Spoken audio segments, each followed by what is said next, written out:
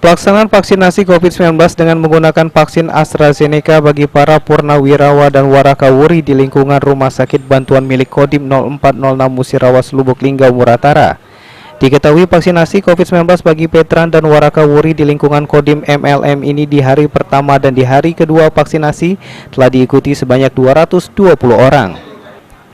Dandim 0406 MLM Letkol Erwin Syatopan mengatakan pihaknya telah memastikan vaksin AstraZeneca dengan nomor seri 48 yang digunakan aman karena telah melewati pemeriksaan Dinas Kesehatan Provinsi Sumatera Selatan.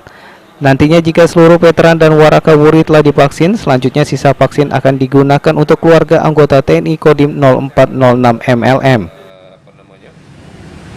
Vaksinasi kepada purnawirawan TNI termasuk warakawuri.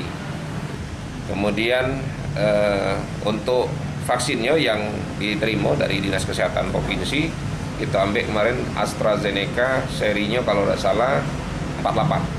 Nah, yang ini sudah dipastikan oleh Dinas Kesehatan dari Angkatan Darat bahwa AstraZeneca yang seri yang dikirimkan untuk vaksinasi ini adalah seri yang aman dan tidak.